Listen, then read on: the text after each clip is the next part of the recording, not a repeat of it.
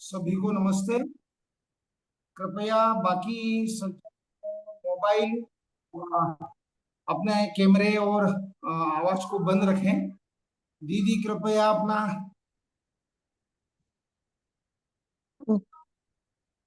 अ, अलका जी, आप स्क्रीन पर दिख रहे हैं। सभी को नमस्ते। आज का बहुत ही बढ़िया विषय है। छत्तीसगढ़ राज्य से प्रशांत जी स्वास्थ्य के ऊपर अपना विषय रखेंगे और मैं प्रशांत जी को आमंत्रित करता हूँ। समय सीमा 25-30 मिनट, 40 मिनट तक अधिकतम ले सकते हैं। उसके बाद सभी क्वेश्चन आंसर होंगे और क्वेश्चन आंसर का जो भी है तो विषय अनुसार ही प्रश्न करें और बाकी बातें प्रश्न उत्तर में होगी ही। धन्यवाद। प्रशांत जी, स्वागत है आपका।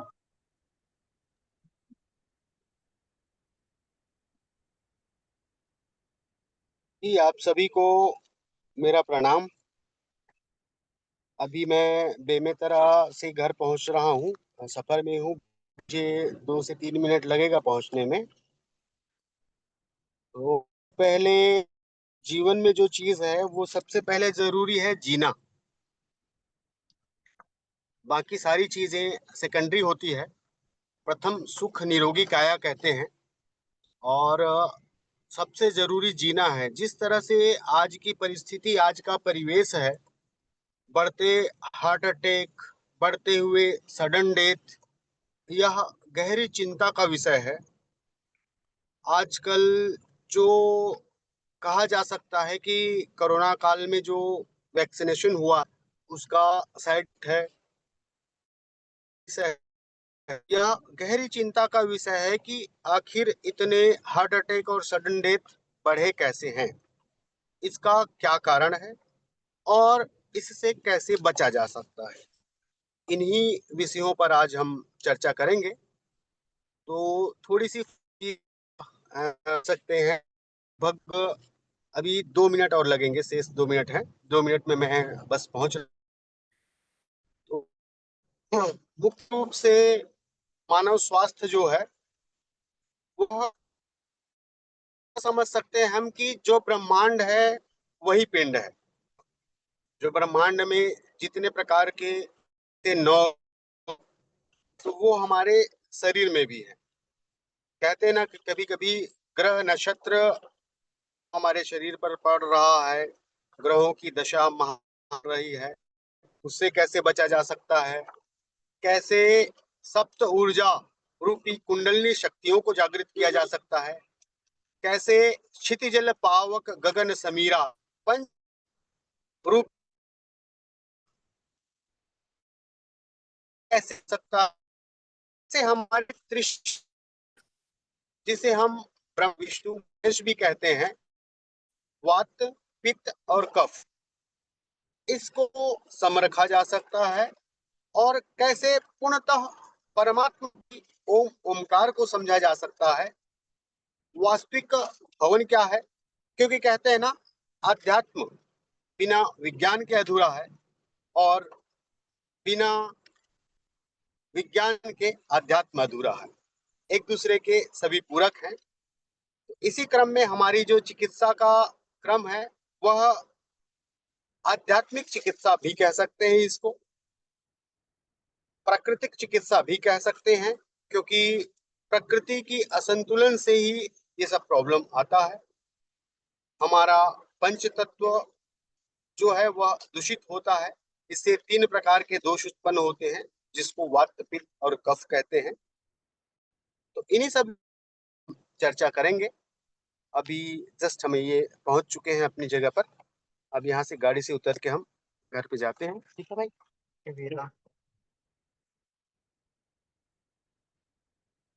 हाँ, पूरा चला रहा है।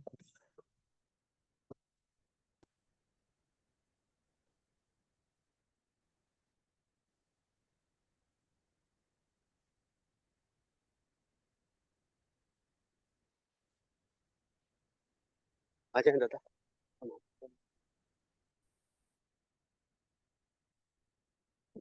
क्षमा चाहते हैं, थोड़ा सा लगे ही हुए हैं व्यवस्था परिवर्तन में, तो उसी के क्रम में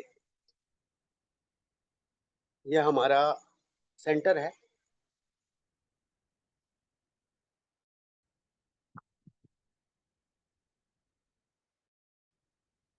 ये भी देख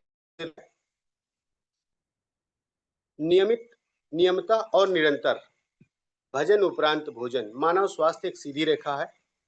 स्वास्थ्य ही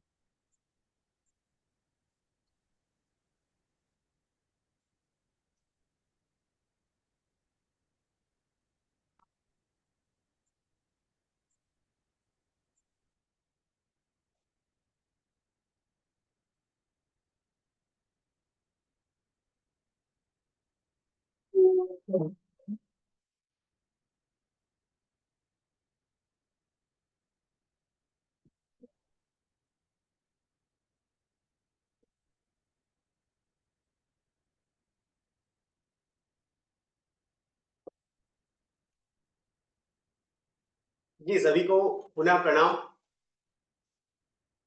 तो हम बात कर रहे थे कि मानव स्वास्थ्य कैसे अच्छा हो सकता है, कैसे हम स्वस्थ, शतायु, आनंदित जीवन को प्राप्त कर सकते हैं। इन्हीं सब विषयों पर हम आगे चर्चा करेंगे। तो सबसे पहले अगर कोई चीज आती है तो वह है, हम ये देखते हैं कि हमारी उत्पत्ति कैसे हुई, उत्पत्ति के मूल कारक क्या है। समस्याओं का समाधान तब तक संभव नहीं है जब तक समस्याओं की जड़ों को न समझा जाए। समस्याओं की जड़ें कहां पर है? जैसे किसी भी चीज में अगर समस्या पैदा होती है तो सबसे पहले समझा जाता है कि उसका जड़ कहां पर है। अब इसी क्रम में हम समझते हैं कि हम हैं और हमारी जड़ें कहां पर है। तो मानव का जो जड़ है वह जड़ है नाभि।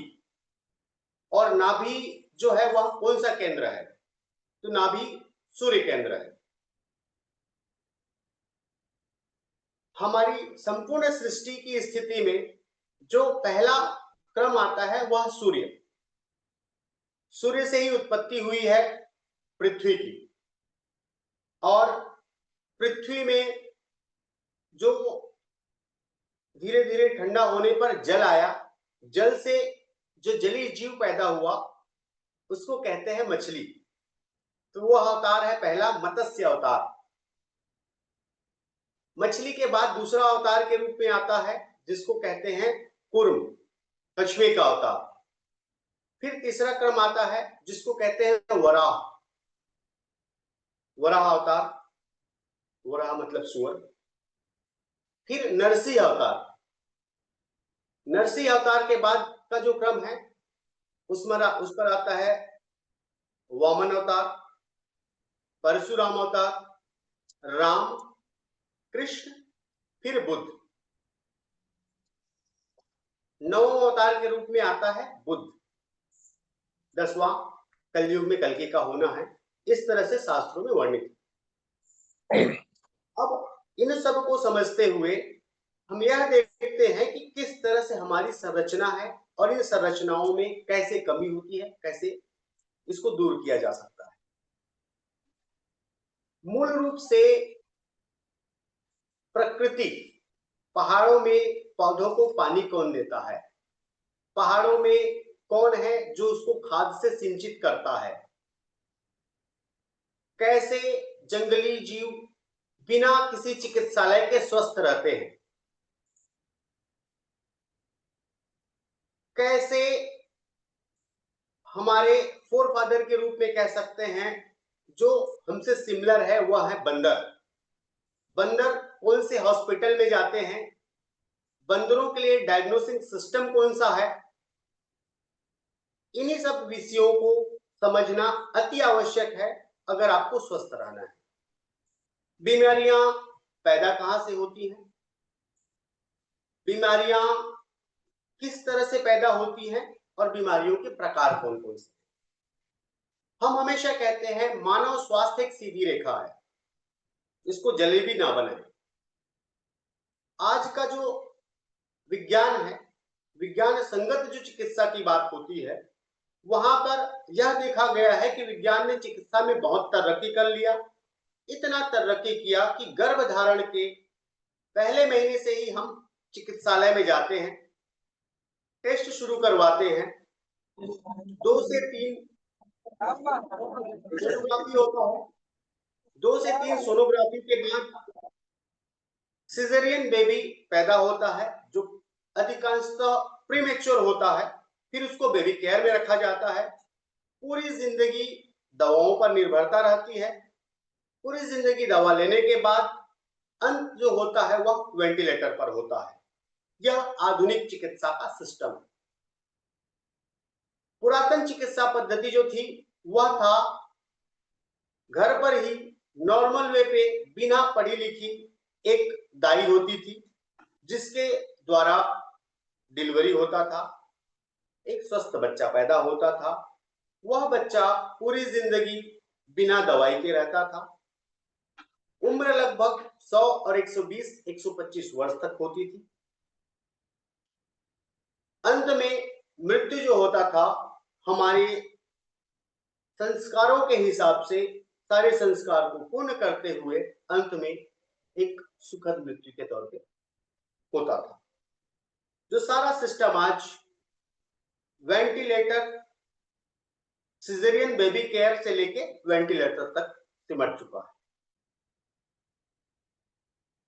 इन्हीं सब विषयों को अगर प्रॉपर वे पे समझा जाए तो बंदरों को जब चिकित्सा की आवश्यकता नहीं है, जंगली जीवों को चिकित्सा की आवश्यकता नहीं है,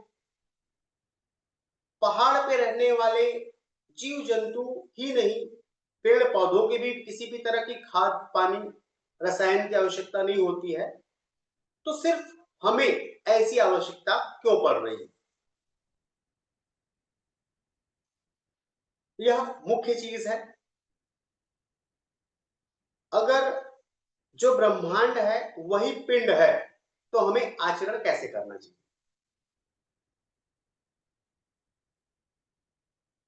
सूर्य मुख्य केंद्र है। सूर्योदय के साथ में हम सूर्य के उगने से कुछ टाइम पहले उठे, सूर्योदय से पूर्व स्नान हो, उगते हुए सूर्य को अर्घ दें। सूर्योदय के राइट टाइम पर हम अगर अग्निहोत्र करते हैं, अग्निहोत्र हमारे शरीर के लिए बहुत ही आवश्यक है, क्योंकि मानव स्वास्थ्य एक सीधी रेखा है। इस सीधी रेखा के सेंटर में रख के ये देखते हैं कि एक साइड जो होता है वो अल्कलाइन का होता है और दूसरी साइड जो होता है वो एसिडिक का होता है। आपकी जो बॉडी है उसका पीएच सम 7 में रहता है, तो इस पीएच वैल्यू के आधार पे ही जितनी भी जीवंत चीजें हैं वह इसी पीएच पर होती है। तो इन जीवंत चीजों से हमारा शरीर हमेशा पुष्ट होता है, और जैसे हम इसको कुक्ड के तरफ लाते हैं, पकाकर खाते हैं, वह एसिडिक रूप में हमारे शरीर में प्रवेश करता है। अति सर्वत्र वर्जते कहते हैं। किसी भी चीज की अति सही नहीं है, चाहे वह अच्छी से अच्छी चीजें हो या बुरी से बुरी चीजें हो। यहां तक कि जो हमारा रिसर्च कहता है, साधना की भी अति सही नहीं है, क्योंकि साधना से उत्पन्न ऊर्जा, उसके वेग को अगर न संभाल पाया जाए तो ब्रेन स्ट्रोक हो जाते हैं और उससे मृत्यु भी हो जाती है। बहुत से ऋषि मुनियों, बहुत से महर्षियों की इस तरह से दुखद मृत्यु हुई है। जिस पर अगर शोध किया जाए तो यही निकल के आएगा कि कहीं ना कहीं साधना की अति होगी, और साधना की अति के कारण ही आज हमारे बीच वो नहीं रहे। क्योंकि मानव जीवन जो है, जैसे एक गाड़ी शोरूम से निकलती है तो उसका लाइफ तय होता है कि कितने दिनों बाद उसका एक्सपायरी डेट आएगा, उसकी कितनी सर्विसिंग होनी है, किस तरह से उस शरीर है। मानव शरीर को स्वस्थ रखना है तो इस मेंटेनेंस के लिए इसकी सर्विसिंग आवश्यक है। सर्विसिंग किस तरह से करना है, यह सारी चीजें विस्तार से समझते हैं। सामान्यतः एक व्यक्ति स्वस्थ रहने के लिए अगर प्रकृति को समझ जाता है, जीवंत चीजों का सेवन करता है, तो वह स्वस्थ होगा, शतायु होगा। और स्वर रूपी साधना को समझ जाता है तो वह आनंदित भी होगा। स्वस्थ, शतायु, आनंदित जीवन। हम पिछले 12 वर्षों से इसी पर शोध कार्य कर रहे हैं। स्वस्थ, शतायु, आनंदित जीवन, वह विश्व क्रांति हो और स्वास्थ्य क्रांति हो, यह हमारा मिशन है। इसी मिशन पर हम चल रहे हैं। इसके लिए जो हमें समझ में आया है, हम किसी चीज का दावा नहीं करते। जो हमने अपनी स्वानुभूति से जाना, स्वानुभूति ही सत्य होता है, ऐसा हम महसूस करते हैं। रीजन ये है, बहुत से महर्षियों ने इस पर शोध किया है, जैसे आचार्य सुश्रुत, आचार्य चणक, आचार्य पतंजलि, आचार्य वाग्भट जैसे अनेक ऋषि महर्षियों ने इस पर शोध किया। अब यह जानिए कि वह कौन सी यूनिवर्सिटी से पढ़े, कहां से उनको यह ज्ञान प्राप्त हुआ। तब समझ में आता है कि ध्यान, स्वाध्याय, स्व की साधना ही वह मार्ग था जिससे यह सारी चीजें उनको प्राप्त हुई।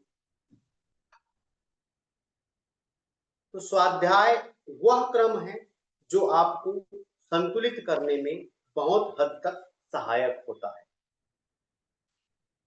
स्वाध्याय के लिए आवश्यक जो चीजें हैं वह है स्वर की साधना।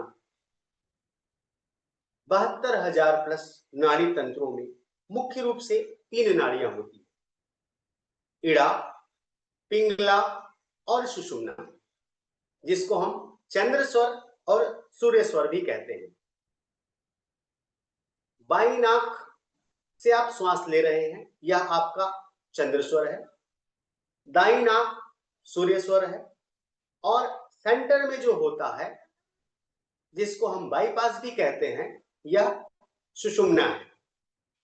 सुषुम्ना की जागृति ही आपको आनंद और परमानंद तक पहुंचाता है। हम हमेशा कहते हैं दो ही चीज हैं, शरीर साधन और आत्मा साध्य। जिस तरह से कहीं सफर करने के लिए आप किसी सवारी का उपयोग करते हैं, वह मोटरसाइकिल हो सकता है, कार हो सकता है, हवाई जहाज हो सकता है, वह आपका साधन है। तो साधन क्या हुआ, यहाँ पे शरीर एक साधन है। लेकिन शरीर के अंदर में जो इनको संचालित कर रहा है वह साध्य है। तो साधन और साध्य ये दोनों अलग अलग चीजें हैं। जैसे कि यह शरीर है, इस शरीर का नाम है प्रशांत बैस, लेकिन आत्मा जो है साध्य है, वह प्रशांत बैस नहीं है। साधन और साध्य दोनों अलग अलग चीजें हैं। तो स्वर की साधना जो होती है वह साध्य की साधना होती है, और साध्य की साधना से शरीर भी स्वस्थ होता है। विकार दो प्रकार से ही आते हैं। एक विकार है जिसको हम कहते हैं उदर विकार, दूसरा है मानसिक विकार।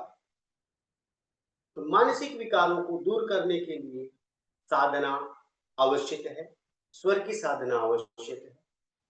और शरीर के लिए जो शरीर बना है, क्षिति जल पावक गगन समीरा, 5 तत्वों से। भ से भूमि, ग से गगन, व से वायु, अ से अग्नि, न से नील।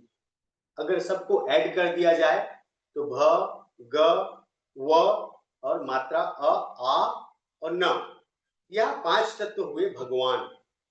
तो भगवान हमारा शरीर हुआ।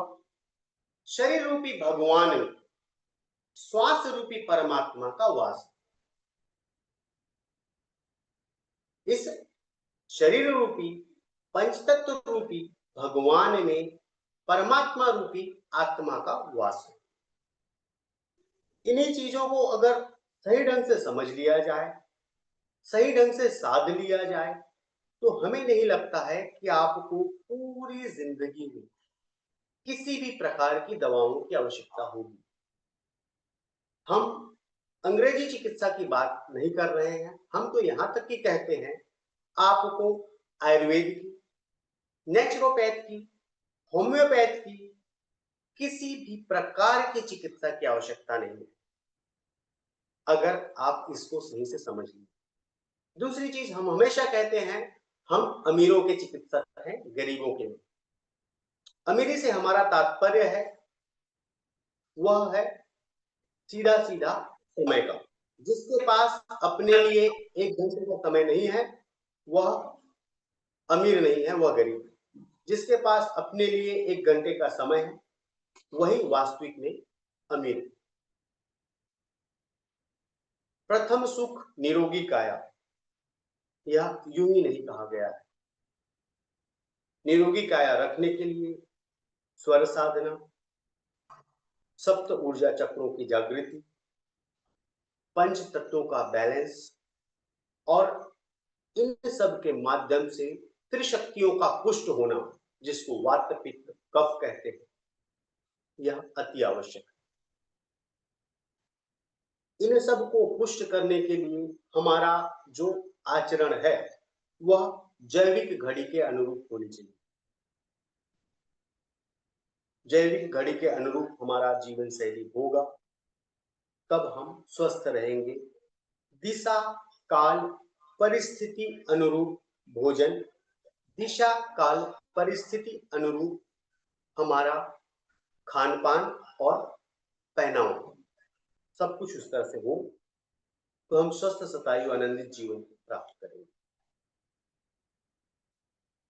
हमारा लगभग 2 साल पहले स्वामी श्री शिवानंद जी से मिलना हुआ, तब वह 126 वर्ष के।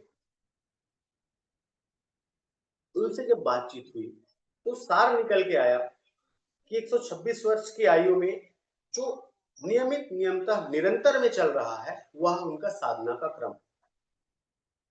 इसी तरह से स्वामी श्री केशवाचार्य जी, जो यूएस में कैलिफोर्निया शहर में कार्डिक सर्जन के रूप में कार्यरत रहे हैं, अभी मां नर्मदा के तट पर 120 वर्ष की आयु में सेवा दे रहे हैं। 2 दिन पहले उनसे बातचीत हुई तो वो बाथरूम में फिसल के गिर गए थे। उनका कमर के नीचे ऑपरेशन हुआ है, प्लेट लगा हुआ। तो एक्सीडेंटल प्रॉब्लम कुछ भी हो, बाकी स्वस्थ रहने के लिए वह भी नियमित नियमता निरंतर साधना कर रहे हैं। साधना को समझना और पोषण के लिए भोजन को समझना अति आवश्यक। भोजन में रंगों का मिश्रण, जैसे वायु तत्व, वायु तत्व 1 वर्ष से 12 वर्ष तक वायु तत्व होता है। वायु का स्वभाव गतिशीलता, चंचलता यह होती है। अब वायु के बाद दूसरा तत्व आता है जो 12 से 24 वर्ष में है, वह है अग्नि वन। अग्नि के 2 पार्ट हैं, अग्नि वन और अग्नि टू। अग्नि टू जो है वह 24 से 36 वर्ष। अग्नि का कलर लाल है। अग्नि का स्वभाव जो है वह उत्सुकता, किसी चीज को जानने की इच्छा, स्वभाव जो होता है वह उतावलापन जो युवा अवस्था में दिखता है। अब हम आते हैं अग्नि 2, उसका रंग होता है ऑरेंज। यहाँ पे कुछ धीरता आनी शुरू होती है। यह 12 से 36 वर्ष है। इसके बाद तत्व आता है पृथ्वी। पृथ्वी तत्व का जो रंग है वह है पीला और सफेद। यह विस्तार का, फैलाव का समय होता है, अपनी चीजों को व्यवस्थित करने का, बढ़ाने का समय। पृथ्वी तत्व का स्वभाव है विस्तार रंग। इसके बाद आकाश तत्व आता है। आकाश तत्व का रंग भूरा होता है। पृथ्वी तत्व 36 से 48 और आकाश तत्व 48 से 60। फिर आता है जल तत्व। जल तत्व जो है वह 60 से 72, 12-12 साल का यह क्रम चलता है। इसी क्रम के अनुसार अगर हमारा स्वभाव अपनी उम्र के साथ अपने तत्वों से मैच कर रहा है तो हम यह मानकर चलते हैं कि हम अलाइनमेंट पर हैं।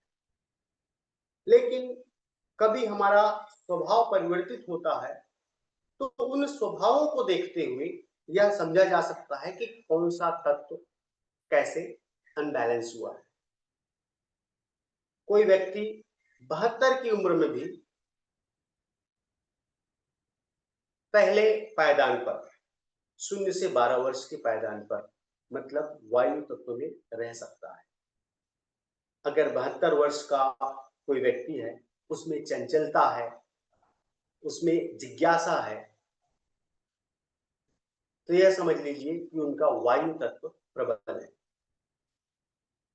और वह वायु तत्व के अकॉर्डिंग आचरण करता है।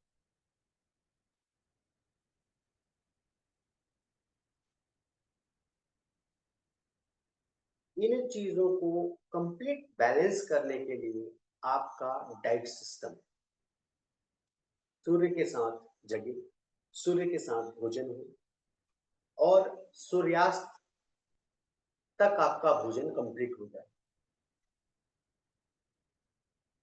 अगर इतना करते हैं, रात्रि में चंद्र की स्थिति आती है।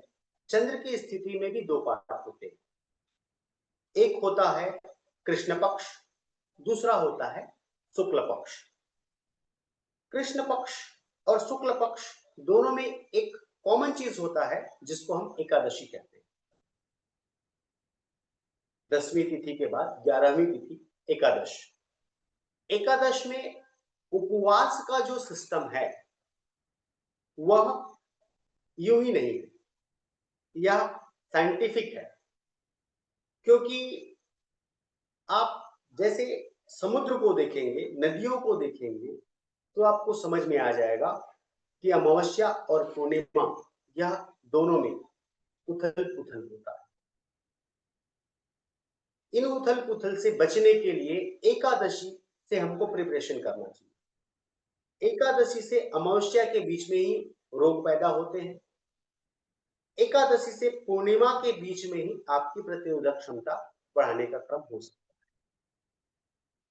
तो एकादशी से अमावस्या के बीच का आहार कैसा हो, एकादशी से पूर्णिमा के बीच का आहार कैसा होगा, इसको समझना अति आवश्यक है। क्योंकि एकादशी से अमावस्या मतलब हम अंधेरे की तरफ बढ़ रहे हैं। एकादशी से पूर्णिमा मतलब हम उजाले की तरफ बढ़ रहे हैं। उजाले की तरफ बढ़ रहे हैं मतलब हमारा इम्यून सिस्टम स्ट्रांग होने के लिए तैयार है। How to boost your immunity power, हम अपनी इम्यूनिटी को कैसे बढ़ाएं। तो इन समय में हम अच्छे भोजन, जो ऊर्जावर्धक भोजन है, उसको करके एकादशी से पूर्णिमा तक उस भोजन को ग्रहण कर अपनी इम्यूनिटी को बढ़ा सकते हैं। एकादशी से अमावस्या के बीच में हम रक्षक जैसे कि कड़वा, कसेला, हरी पत्तियों का जूस, इस तरह का लेकर अपनी शरीर को बीमारियों से बचा सकते हैं, रक्षक तत्व देते हैं। इन्हीं सब बातों को ध्यान रखते हुए अगर हम आचरण करें तो हम स्वस्थ होंगे, शतायु होंगे और आनंदित होंगे। जिस तरह से हम जब रात में सोते हैं तो हमारा शरीर रिपेयर करता है, इसी तरह से अगर हम उम्र के बराबर मिनट से 5 मिनट अधिक ध्यान करते हैं तो वह ध्यान भी एक गहरी निद्रा की तरह हमारे शरीर को पोषित। अब कई लोगों का कहना क्या होता है कि हमारे पास समय कम है। जैसे समय की कमी होती है तो हम सबसे पहला चीज जो होता है भजन, जिसको हम कहते हैं, उसको ही कम करता है, इसके लिए समय नहीं। तो ऐसा बिल्कुल नहीं है। आप जिस तरह से एक मोबाइल को जितना ज्यादा उपयोग करते हैं उतना ही चार्ज करना पड़ता है, उसी तरह से आपका काम अगर बढ़ता है तो आपको ज्यादा रिचार्ज करने की आवश्यकता है, मतलब ज्यादा मेडिटेशन करने की आवश्यकता है। तत्वम ग्रुप में जो चिकित्सा का क्रम है उसमें एक क्रिया जो है जिसके लिए हम सभी को सजेस्ट करते हैं वह है उषा क्रिया। उषा क्रिया क्या है?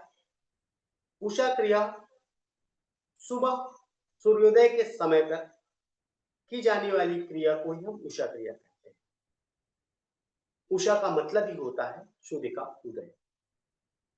जैसे ही सूर्योदय होने वाला है उससे 1 घंटे पूर्व उठे, उठने के बाद नित्य क्रिया पश्चात स्नान करके सूर्यदेव को अर्घ दें, अग्निहोत्र करें। अग्निहोत्र के बाद हम क्रिया प्रारंभ करते हैं, अपने सारे जोड़ों को खोलते हैं। जितनी भी जोड़े हैं, बीमारियां वहीं से शुरू होती हैं। उन जोड़ों को खोलते हैं। जोड़ों को खोलने के बाद दूसरा क्रम आता है सूर्य नमस्कार का। सूर्य नमस्कार हम 12 और 12 24 बार, लेफ्ट साइड से जो क्रम होता है वह 12 बार होता है, फिर राइट साइड से 12 बार, तो दोनों मिला के 24। इन 24 स्टेप को करके हम एक काउंट करते हैं। इसी का अभ्यास हम 12 बार करते हैं। यह उषा क्रिया का दूसरा क्रम। तीसरा क्रम जो होता है वह है पंच तत्व। पंच तत्व के लिए हम तालियां बजाते हैं। ताली बजाने का रिवाज यूं ही नहीं, हमारे हाथों में, हमारे पैरों में सारे ऊर्जा पॉइंट्स हैं। मुख्य हमारे जितने भी ऑर्गन हैं वह 90 दिन में फिर से रीजनरेट हो जाते हैं, रिन्यूएशन हो जाता है। इसी के लिए यह ताली बजाने का जो क्रम है इसका पूर्णतः अभ्यास है। उषा क्रिया का लिंक आप सबको दे दिया जाएगा। घर पर ही उषा क्रिया का अभ्यास करें, पहले देखकर करें, फिर आपको जब याद हो जाए तो स्टार्ट टू फिनिश आंख बंद करके उषा क्रिया करें। चौथे क्रम में आता है जिसको हम बाबा आसन कहते हैं। यह चौथा क्रम हमें मिला 105 वर्षीय श्री गजानन सिंह परिहार जी से, जो 105 वर्ष में भी आज एकदम स्वस्थ है, मस्त है, आनंदित है। यह क्रम मात्र 5 मिनट का है बाबा आसन का। इस 5 मिनट में अपने बैकबोन, स्पाइनल कॉर्ड पर काम होता है। फिर हमारा 5वां क्रम आता है जिसको हम कहते हैं मूल उषा क्रिया। यह अब आंतरिक साधना का क्रम यहां से प्रारंभ होता है। इसके लिए 5 चीजें होती हैं। पहले मंत्र करते हैं जिस मंत्र में है वक्रतुंड महाकाय सूर्यकोटि समप्रभ निर्विघ्नं कुर्वे देव सर्वकार्येषु सर्वदा। इस मंत्र के साथ हम शुरू करते हैं क्रिया कपालभाति। फिर दूसरा मंत्र आता है ओम भूर्भुवस्वः तत्सवितुर्वरेण्यं भर्गो देवस्य धीमहि धियो यो नः प्रचोदयात्। इसके बाद करते हैं हम भस्त्रिका। भस्त्रिका के बाद तीसरा जो क्रम होता है वह तीसरे मंत्र से शुरू होता है। ओम त्र्यंबकम यजामहे सुगंधिम पुष्टिवर्धनम उर्वारुकमिव बंधनात् मृत्योर्मोक्षयमामृतात्। तो इसके बाद हम करते हैं अनुलोम विलोम। अनुलोम विलोम को सामान्य अनुलोम विलोम ना करके हम नाड़ी शोधन अनुलोम विलोम करते हैं, जो अष्ट आयाम होता है अनुलोम विलोम। अनुलोम विलोम अष्ट आयाम कैसे करते हैं? ये हम अपान वायु मुद्रा लगाते हैं, इसको हम अपान वायु मुद्रा कहते हैं। यह दाहिना हाथ जो है दाहिने नाक पर और बाएं नाक से श्वास खींचते हैं 5 की गिनती तक। 1 2 3 4 5 श्वास खींचे, श्वास रोक लिए 10 की गिनती तक। 10 की गिनती तक श्वास रोकने के बाद श्वास छोड़ते हैं 10 की गिनती तक। श्वास रोकना को कुंभक कहा जाता है, श्वास छोड़ना को रेचक कहा जाता है, श्वास खींचना को पूरक कहा जाता है। श्वास छोड़ने के बाद फिर श्वास रोक लेते हैं, श्वास बाहर छोड़ने के बाद श्वास रोकते हैं, इसको हम कहते हैं बाह्य कुंभक। इस तरह से 5 क्रम, बाईं ओर से 5 दाईं ओर से। इधर से श्वास खींचे, रोके, छोड़े, छोड़ने के बाद फिर रुके। यह पूरा क्रम हम 1 काउंट करते हैं। इस तरह से इसको हम 5 उंगलियों में काउंट करते हुए 15 का काउंट होता है। फिर अगला मंत्र आता है, वह है सर्वमंगल मांगल्ये शिवे सर्वार्थ साधिके शरण्ये त्र्यंबके गौरी नारायणी नमस्तुते। फिर हम भ्रामरी करते हैं, भ्रामरी 5 बार करते हैं। भ्रामरी के पश्चात अगला मंत्र होता है कर्पूर गौरम करुणावतारम संसार सारम भुजगेंद्रहारम सदा वसंतम हृदयारविंदे भवां भवानी सहितां नमामि। भवां भवानी सहितां नमामि। भवां भवानी सहितां नमामि। इस मंत्र के बाद हम ब्रह्मनाद करते हैं। ब्रह्मनाद लंबी गहरी श्वास लेते हैं।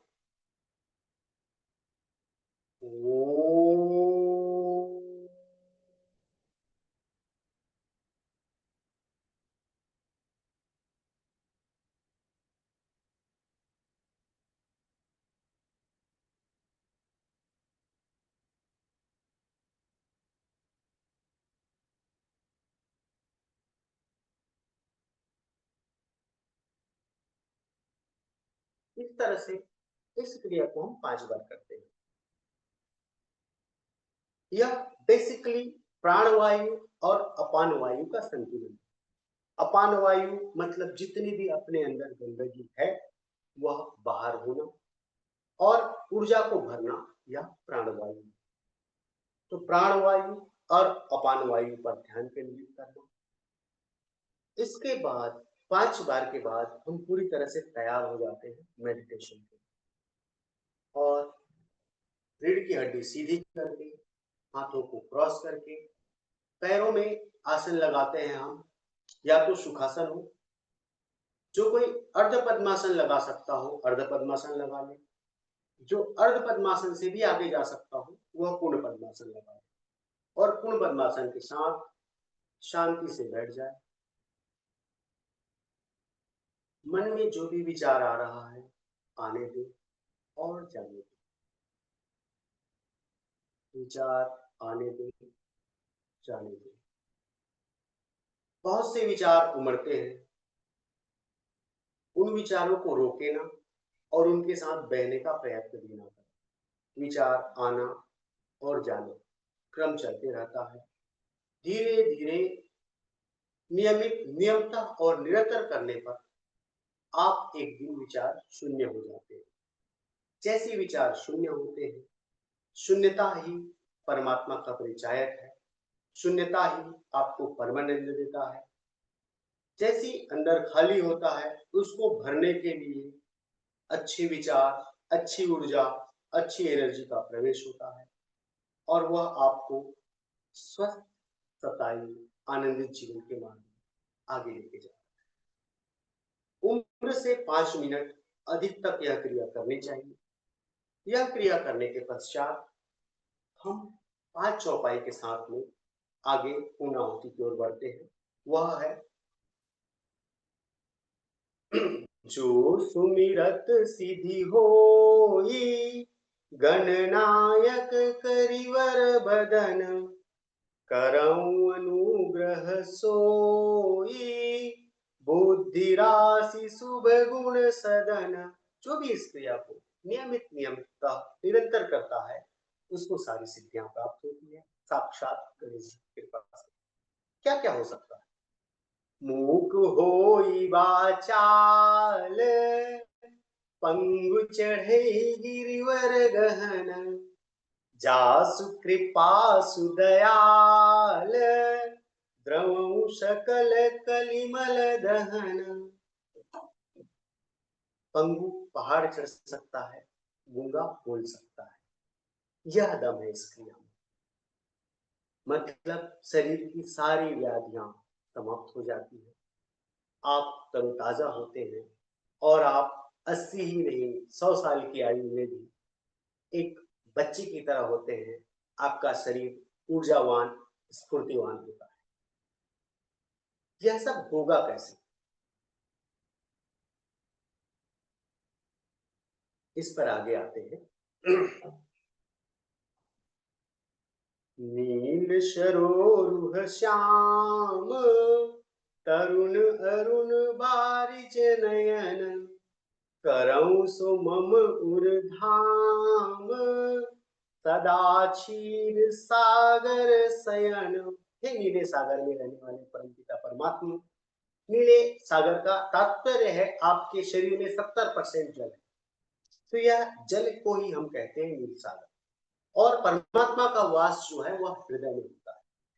परमात्मा का वास हृदय में जो होता है उसको थोड़ा सा समझते हैं। आप श्वास लेते हैं, श्वास का सही क्रम आपके बीपी को संतुलित करता है, ब्लड का प्रेशर। आपका हार्ट 1 मिनट में 72 बार धड़कता है। एक बार धड़कने से 70 ग्राम खून को पंप करता है। इस तरह से आपके शरीर में 4.5 से 5 लीटर जो खून होता है वह प्रति मिनट प्यूरिफाई होता है, हार्ट के माध्यम से पंप होता है। इसमें ब्लड प्रेशर का बहुत योगदान है और प्रेशर शब्द ही वायु से, तो वायु का संतुलन ही आपके शरीर को संतुलित करता है। तो सबसे ज्यादा अगर किसी चीज की आवश्यकता आपको है तो वह प्राण वायु की है। बिना भोजन के आपको 15 दिन कुछ भी नहीं होगा, बिना पानी के आप 7 दिन रह सकते हैं, लेकिन बिना वायु के आप 1 मिनट भी नहीं रह सकते। इसीलिए प्राण वायु को बैलेंस करना, प्राण वायु पे ध्यान लगाना ही मेन मेडिटेशन है। अगला क्रम होता है कि इन सब चीजों को करेंगे तो करेंगे कैसे? कुंद इंदु समदेह, उमारमण करुणायन, जाहि दीन पर नेह, करऊं कृपा मर्दन मयन।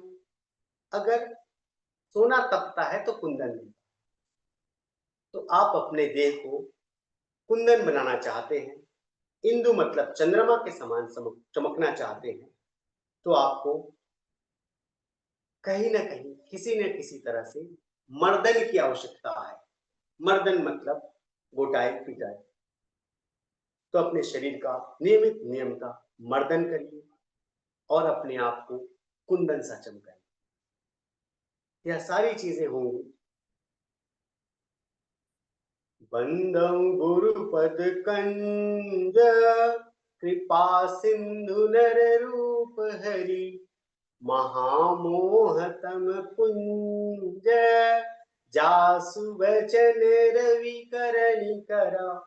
जो गुरु आपको यह चीज बता रहे हैं, बंदो गुरुपद कंज, उन गुरु की चरणों को धोकर पी ले, कुछ भी नहीं मिलेगा धूल मिट्टी के सिवा, अगर ऐसा करते हैं तो। उनके बताए हुए आचरणों का अनुसरण करना, बंदों गुरुपद कंज, गुरु के पद चिन्हों पर चलना। अगर आपके गुरु स्वस्थ हैं, आपके गुरु आनंदित हैं, तो उनके बताए हुए पद चिन्हों का आप भी अनुसरण करेंगे तो आप भी स्वस्थ और आनंदित होंगे। जो व्यक्ति स्वस्थ होगा, जो व्यक्ति आनंदित होगा, वह शतायु होगा, इसमें कहीं कोई संशय नहीं। अगर इन सब चीजों को करते हैं तो आप भी सूर्य के समान आभा प्रभा के साथ चमकेंगे और दुनिया में अपना नाम रोशन करेंगे, स्वस्थ होंगे, शतायु होंगे। इसमें से हम पूर्णता की ओर बढ़ते हैं। फिर धीरे से गुरु हाथों का घर्षण करते हुए हम आंख खोलते हैं। आंख खोलते हैं, फिर कानों पर हम आवाहनम न जानामि के हिसाब से, क्योंकि कानों में भी शरीर के सारे पॉइंट्स होते हैं, तो यह 5 बार करते हैं। यह आवाहनम न जानामि, पूजा चैव न जानामि, क्षम्यताम परमेश्वरी गति, यह फिर ऊपर से, फिर यहां से, फिर आगे, फिर पीछे। इसको करने के बाद हम हाथ पीछे करके धरती को प्रणाम करते हैं, जिससे हमारा बैकबोन मजबूत होता है। 5 बार प्रणाम करते हैं। इसके बाद हमारा क्रम आता है सर्वांगासन का। लेट जाते हैं, सर्वांगासन करते हैं। सर्वांगासन आप जितने समय करते हैं उतने ही समय आपको इसके बाद शवासन करना होता है। शवासन करने के बाद आपकी क्रिया पूर्ण होती है। यह संपूर्ण क्रिया उषा क्रिया कहलाती है।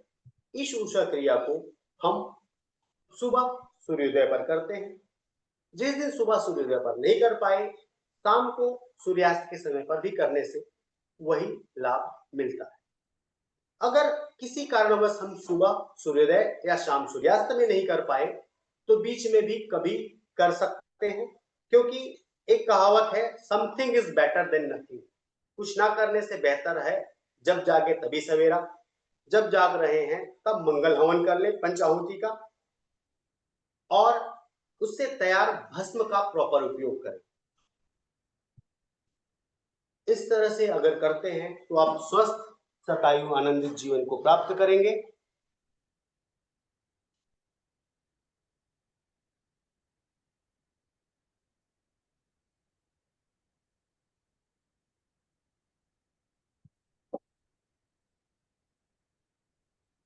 लगभग समय पूरा हो गया है क्या?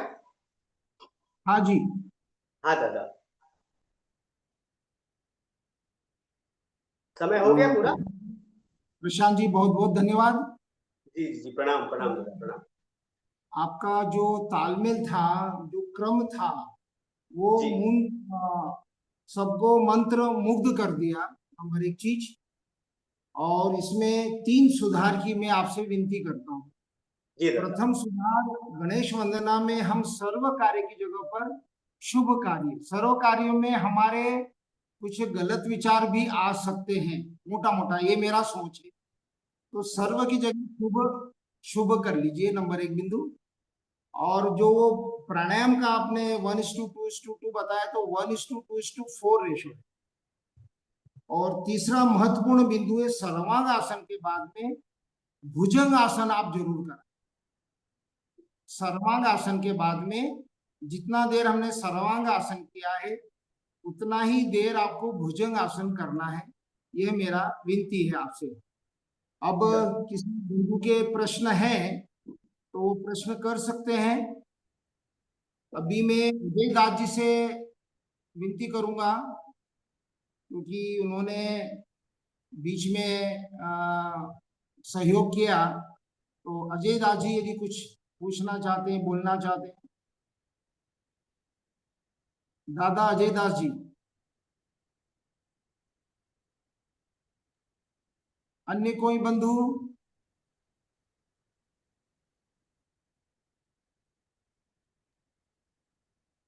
तो प्रशांत जी, ये सर्वांग आसन के बाद भुजंग आसन कुछ जम रहा है आपको?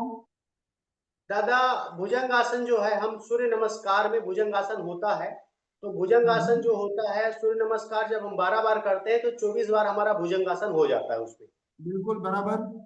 है ना। तो ठीक उसके है। हिसाब से जो इसका क्रम बनता है, अभी तक का जो हमारा अनुभव है, सारे आसन हम्म, होने के बाद सर्वांगासन जैसी होता है, आपका ब्लड हम्म, का जो सर्कुलेशन है वो नीचे चला जाता है। उसको सम बिल्कुल। करने के लिए सर्वांगासन सर्वोत्तम माना गया है। हम्म, ठीक है। जी मैं भी 1965 का योग का गोल्ड मेडलिस्ट हूँ, केवल धाम जी, दौड़ा। बिल्कुल। हम उसको कर नहीं रहे, हम करके देखेंगे। हम हमेशा हाँ। क्या होता है कि जो भी चीजें मिला उसको करके देखते हैं, उससे क्या इफेक्ट आ रहा है। उसके बाद बाकी सूर्य चीजों को, नमस्कार। हमने अभी आपकी बात को सुना और चीजें रखेंगे, करके देखेंगे। देखने के बाद क्या लाभ मिलता है, क्या समझ में आता है, आगे के क्रम में उसको फिर सुधार की आवश्यकता होगी तो जरूर करेंगे। सूर्य नमस्कार में भुजंग आसन भी हो रहा है तो पर्वत आसन भी हो रहा है। पूरा है दादा। बराबर है ना। तो वो जी, सूर्य नमस्कार का क्रम जो है वो सभी अंगों को ऊपर बिल्कुल। नीचे कंप्लीट उसका कार्यक्रम है। और प्रोफेसर यादव जी, स्वागत है आपका। जी प्रशांत जी, बहुत ही अच्छा लगा। जी, प्रणाम जित, प्रणाम दादा। जितना आपके बारे में सुना था उससे ज्यादा मिला आपके पास।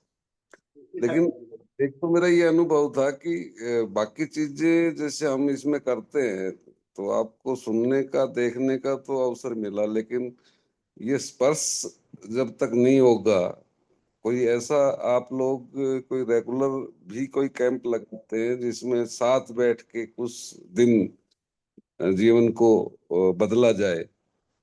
जी एक तो दादा। मेरा ये आपसे सवाल था। दूसरा, आपने बताया भगवान और परमात्मा। जी भगवान को आपने बाह्य शरीर को भगवान कहा और आंतरिक को आपने परमात्मा कहा। लेकिन हम लोग भगवान और परमात्मा एक ही मानते आए हैं, इस पे आपका कुछ स्पष्टीकरण हो। यही दो छोटे छोटे मेरे जी दादा। सवाल। जी। जी दादा, देखिए मैं जो भी कह रहा हूँ ये अपने विवेक के हिसाब से कह रहा हूँ, मेरी साधना के क्रम में। मेरा कोई रीडिंग थेरेपी है नहीं। परमात्मा के बारे में कहा गया है श्रीमद् भगवत गीता के अनुसार, परमात्मा अव्यक्त, अजन्मा और अविनाशी है। लेकिन भगवान जो है, यहाँ पे हमेशा भगवान की जब बात होती है तो व्यक्त होता है, उसको व्यक्त किया जा सकता है, साकार रूप में दिया जाता है। इसी में हम पंच तत्व को ही भगवान के रूप में देखते हैं, जो भूमि है, गगन है, वायु है, अग्नि है और नीर है। हम सनातन धर्म की जब बात करते हैं तो सनातन धर्म सार्वभौम, उत्पत्ति, अनादि अंत, वो जो चीज है वह प्रकृति है। और प्रकृति, चाहे हम भारत देश में हो, चाहे कहीं भी विश्व में हो, हम इसको भगवान के रूप में लोगों को समझा सकते हैं, व्यक्त कर सकते हैं। अब जो चीज क्रिएशन में लाता है, इन पांचों तत्वों को जो क्रिएट करता है, क्रिएटर जो है, जो इनको आपस में बांधे हुए है, जैसे नौ ग्रह है तो नौ ग्रह अपनी अपनी दूरी पर कैसे चल रहे हैं, इनका क्रिएशन क्या है। थर्ड पावर, थर्ड पावर को ही हम परमात्मा का स्वरूप मानते हैं। अगर तीसरी शक्ति को परमात्मा, उसको कुछ भी आप रूप में ले लीजिए, तो तीसरी शक्ति को हम परमात्मा का स्वरूप मानते हैं। यह परमात्मा जब हमारे अंदर होता है तब यह शरीर क्रिएशन में होता है। आप कोमा में भी हैं, आप बात नहीं कर पा रहे हैं, आप आंखें नहीं खोल पा रहे हैं, तब तक शरीर विखंडित नहीं होता है। लेकिन जहां आपके शरीर से एक चीज गायब होती है, जो चीज समझ में नहीं आता है क्या है, उसके गायब होते ही आपकी त्रिशक्तियां, वात पित्त कफ, यह रिएक्ट करना बंद कर देता है, जिसको हम कहते हैं नाड़ी शून्य हो गई। और वहीं से शरीर का विखंडन शुरू हो जाता है। कहा गया है कि पंच तत्व अपने पंच तत्वों में विलीन होना शुरू हो जाता है, और कुछ समय बाद पंच तत्व पंच तत्वों में विलीन हो जाता है। अगर शरीर में भगवान हम मान ले तो यह हुआ कि फिर वो तो पंच तत्व में विखंडन, मतलब उसका जन्म भी हो रहा है, उसकी मृत्यु भी हो रही है। लेकिन परमात्मा को कहा गया है कि वो अजन्मा है, अव्यक्त है और अविनाशी है। तो इसी तरह से इसको दो रूप में देखा जाता है। जी, पहले वाला सवाल मेरा जो आपके साथ रह के अनुभव हो सके, ऐसा कोई आपके पास व्यवस्था है क्या? हमने वर्धा में कहा था कि अगर आप सबकी अनुमति हो तो कार्यक्रम में हम 5 दिन सुबह जो क्रिया है वह करें। इससे क्या होगा कि जितने हमारे परिवार के सदस्य हैं सभी स्वस्थ शतायु आनंदित जीवन की ओर आगे बढ़े। अपना कोई भी प्रकार की बीमारी हो उसको टेस्ट करा के आ जाए, 5 दिन साथ में रहें और 5 दिन बाद फिर जाके रिपोर्ट टेस्ट कराएं। अमूल चूल परिवर्तन आना तय है। तो अभी अगला जो हमारा सेमिनार होना है जो 11 दिन का होना है, तो उसमें आप सब लोग चाहें तो यह क्रिया हम कर सकते हैं। जी, दूसरी बहुत हमारी अच्छा सुझाव। ऑनलाइन क्लास चलती है सुबह सूर्योदय पे, डेली गूगल मीट पे हमारा रहता है। लगभग 100 लोग जुड़े हुए हैं। जो साथी आते हैं उनके साथ हमारा प्रतिदिन का रहता है। ये 1 साल से चल रहा है। बहुत जी, बहुत धन्यवाद। अच्छा सुझाव है। हमारे पास प्रशांत बहुत जी, रिसोर्सेज थे, लेकिन पहली मीटिंग थी और हम सभी को इस्तेमाल नहीं कर पाए, बस अपनी अपनी बातें ही करते रहे वहां पे। ये अनुभव अगर हम सुबह शाम करते तो हम ज्यादा वर्धा का फायदा उठा सकते थे। इस बार इसको मिस नहीं करेंगे। आप भी प्रशांत जी हमारे को ऑर्गेनाइजेशन में हेल्प करिए अगली बार। जी, दादा बहुत बहुत बिल्कुल बिल्कुल दादा, हम तो नमस्ते। चाहते हैं कि संपूर्ण विश्व स्वस्थ हो, सर्वे भवन्तु सुखिनः का हमारा स्लोगन है। हम सबको चाहते हैं कि सभी शतायु हो। आप सब हमारे आदरणीय हैं और आप सब 125 साल नहीं 128 साल स्वामी श्री शिवानंद जी की तरह मार्गदर्शन करते रहे, यही हमारी कामना है। और हम यहाँ पर चिकित्सा लगभग विदाउट मेडिसिन ही करते हैं। जी जी प्रशांत जी, बहुत बहुत आपका धन्यवाद, आभार। और अगली बार आपका पूरा फायदा उठाएंगे हम जब भी मिलेंगे। जी जी, प्रणाम। प्रोफेसर जी धन्यवाद आपका। प्रशांत जी, एक लिखित जी प्रश्न दादा। आया है जी अजय नाथ जी का। पशुओं में श्लोक या भाषा के ऊपर जाकर अपने आप इलाज करते पाया गया है। औषधि वनस्पति की पहचान रही है और अनुवांशिक रूप से पहचान पीढ़ी दर पीढ़ी चलती आ रही है। इसके बारे में आरोग्य शास्त्र क्या कहता है? अजय दास जी का प्रश्न है, ये लिखित में आया। प्रश्न एक बार दोहराएंगे दादा? पशु जगत में श्लोक या भाषा के ऊपर जाकर अपने जी का इलाज करते पाया गया है। दादा। पशु जगत कोई श्लोक या भाषा नहीं है, पर वो अपना इलाज स्वयं कर लेते हैं। और इसमें औषधि वनस्पति की पहचान रही है और अनुवांशिक रूप से पहचान पीढ़ी दर पीढ़ी चलते आ रही है। यदि आप बोले तो मैं सहयोग कर सकता हूँ। जी दादा, इसमें जो ये है कि पशु जगत में अनुवांशिक रूप से उनमें सूंघने की शक्तियां होती है। वो क्या होता है, उनका शरीर अलाइनमेंट होता है। जनरली क्या होता है, वो बेफिजूल की बातें, इधर उधर की चीजें सोचने विचारने में ज्यादा चीजें नहीं होती है। वह हमेशा शून्यता पे ही रहते हैं, बाकी चीजें नहीं होती है। तो इनको मंत्रों की आवश्यकता उतनी ज्यादा नहीं है। उनका शरीर अलाइनमेंट होता है, वह अपने शरीर के साथ होते हैं। उनको पता होता है कि कब क्या होना है। जैसे हम अलाइनमेंट हो जाते हैं, हमसे भी हमारे शरीर के अंग बात करने लगते हैं। बात करने का तात्पर्य ये है कि आपको कब मीठा खाने का मन कर रहा है, कब मीठा खाने का मन नहीं कर रहा है, कब भोजन लेने का मन कर रहा है, कब नहीं कर रहा है। सब कुछ आपके शरीर के अंदर होता है। चूंकि हम बाहरी जीवन में इतने मशगूल हैं कि हमने स्वाध्याय किया ही नहीं, इसलिए अपने शरीर के साथ नहीं होते हैं। तो शरीर के साथ ना होने की वजह से हम अपने शरीर द्वारा दी जाने वाली क्रिया की प्रतिक्रिया नहीं कर पाते। इसीलिए जो मंत्र शक्तियां हैं वह हमें सपोर्ट करती हैं, ऐसा कई सारे ग्रंथों में उल्लेख है।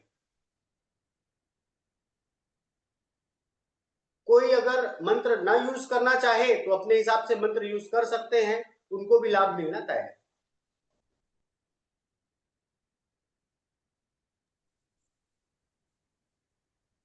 प्रशांत जी, अपना नंबर दिया है आपने?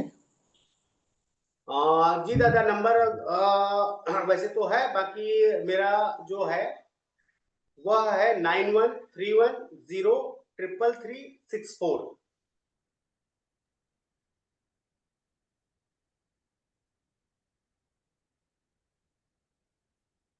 फिर से दोहराए प्लीज।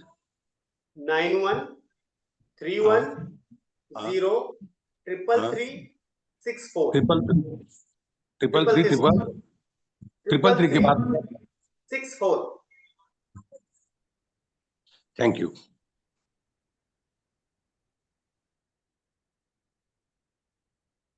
प्रशांत जी, आप जहाँ हैं अपने सेटअप के बारे में, तत्वम के बारे में थोड़ा जानकारी दे दें ताकि बाकी दोस्त जिनको फायदा उठाना है उसका हेल्प दे सकते हैं। जी प्रणाम दादा। हमारा छत्तीसगढ़ में एक जिला है मुंगेली, जो रायपुर एयरपोर्ट से 100 किलोमीटर की दूरी में है। बिलासपुर और भाटापारा रेलवे स्टेशन से 50 किलोमीटर की दूरी में है। छत्तीसगढ़ का एक छोटा सा जिला है मुंगेली, उसमें छोटा सा गांव है घोरपुरा। यहाँ पे हमारा तत्वम चिकित्सालय, वैसे तत्वम मानव सर्विसिंग सेंटर के नाम से चलाते हैं हम इसको। और बाकी सब बंधु अपना माइक बंद रखें तत्वम कृपया। मानव सर्विसिंग सेंटर बंधु अपना चलाते माइक हैं, बंद रखें। जिस पर मूलतः हम यहाँ पे ऊर्जा विज्ञान को भी लेके चलते हैं। हमारे यहाँ किसी भी प्रकार की निगेटिव चीजें नहीं होती हैं। भोजन बनाने के लिए भी पुरातन प्रक्रिया ही हम उपयोग करते हैं, जिसमें पीतल की थालियां, लोहे की कढ़ाइयां, खाने के लिए कांसे या पीतल का बर्तन। जो भी फल, सबसे ज्यादा तकलीफ होता है दादा फलों में। जितने भी फल है उसमें डायरेक्ट केमिकल होता है जो पकाने के लिए यूज होता है। तो आज हम हर किसी को कहते हैं कि आपको कभी भी भूख लग रही हो और आपके सामने एक समोसे की दुकान हो जो बहुत गंदे तरीके से समोसा बना रहा है, और एक तरफ फल की दुकान हो, तो आप फल ना खा के समोसा खा लीजिए, कहते हैं हम। क्योंकि फल जब तक शोधित ना किया जाए खाने लायक बिल्कुल नहीं रहता है। फल को शोधित करने के लिए हम अग्निहोत्र भस्म का उपयोग करते हैं। एक बाल्टी पानी लेते हैं, उसमें 1 चम्मच अग्निहोत्र भस्म डाल देते हैं, 1 घंटा फल और सब्जियों को भिगा के रखते हैं, और जैसे ही निकालते हैं उसमें से सारा केमिकल निकल जाता है, फल और सब्जियां शोधित हो जाती है। पीने के पानी में भी हम 1 बाल्टी पानी या एक जो पीने का बर्तन होता है पानी का, जो पीतल का होता है, जिसको हमारे यहाँ हौला बोलते हैं, उसमें हम पानी रखते हैं घड़े में, और वो पानी रख के उसमें 1 चुटकी मात्र हम अग्निहोत्र भस्म डाल देते हैं। उसी से हमारा भोजन बनता है। बर्तन को धोने के लिए भस्म का प्रयोग करते हैं। क्या होता है, जैसे हमने किसी साबुन से बर्तन को धोया, अब साबुन से बर्तन धोया तो उसमें से साबुन जो है उसको किससे धोएंगे? वो साबुन हम खा जाते हैं, जो नुकसान देता है हमको। किसी भी प्रकार का झाग देने वाला चीज नुकसान देता है। जैसे हम दातुन करते हैं, तो दातुन की भी प्रक्रिया होम्योपैथी दवा का सिस्टम है। वो दातुन दांत साफ करने के लिए नहीं है। बबूल सर्वांग औषधि है, नीम सर्वांग औषधि है, अपमार्ग जिसको चिड़चिड़ा भी बोलते हैं सर्वांग औषधि है। ऐसे जितने भी दातुन हैं यह सर्वांग औषधियां हैं। इसको हम पूरी तरह से जब चबाते हैं तो उससे हमारी जो लार ग्रंथि है, जो मुंह में जितनी भी ग्रंथियां होती हैं, उन ग्रंथियों के माध्यम से वह हमारे पूरे शरीर को पोषण करता है। तो सुबह सुबह हम दातुन के माध्यम से अपने शरीर को पोषण देते हैं। इसी तरह से क्रम रहा है नारियल का। सारे फलों में श्रीफल नारियल को ही क्यों कहा गया, और नारियल को हर जगह जोड़ा क्यों गया? हमारे बुजुर्गों को लगा होगा कि नारियल जो है उसमें संपूर्ण पोषण देने की क्षमता है, इसलिए नारियल को श्रीफल बना के हर चीज में जोड़ दिया गया। कोई भी शुभ काम करना है तो नारियल तोड़े, नारियल खाएं। आज हम विकृति में आ गए हैं। हमें लगता है कि नारियल छीलना, तोड़ना और खाना यह सब ऑड है, इसीलिए नारियल को आदान प्रदान का जरिया बना दिया गया है। एक दूसरे को आदान प्रदान किया जाता है। दूसरी स्व की साधना के साथ हम कहते हैं अपने आप में ही भगवान समझिए, और जो भी भगवान में चढ़ाई जाने वाली चीजें हैं अपने आप पे चढ़ाइए। हम स्वयं स्नान जो करते हैं, पंचगव्य से स्नान करते हैं, घृत से, दूध से, दही से, छाछ से, मिट्टी से, गोबर से, इस तरह से स्नान करते हैं। हम कभी भी किसी भी प्रकार का केमिकल नहाने के लिए, ब्रश करने के लिए यूज नहीं करते हैं। पिछले 12 साल से हजारों कोरोना पॉजिटिव लोगों का हमने गले लगाकर, लड़कों को किस करके और उनके साथ उन्हीं के थाली में भोजन करके भी ठीक किए हैं। हमारा कोरोना काल में रेशो रहा है 100%।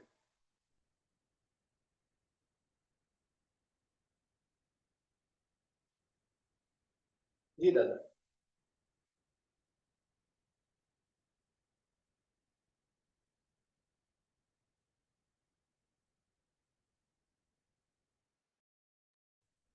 गोपाल जी,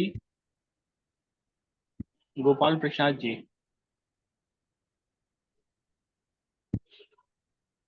आदरणीय गोपाल प्रसाद जी, आपने हैंड रेस किया हुआ है। जो हमारे अन्य साथियों के जो प्रश्न हैं वो भी पूछ सकते हैं। अपना हैंड रेस करें या जी चैट बॉक्स। नमस्कार जी। हाँ जी नमस्कार शांत जी। प्रणाम दादा, प्रणाम। आ, प्रशांत जी नमस्कार।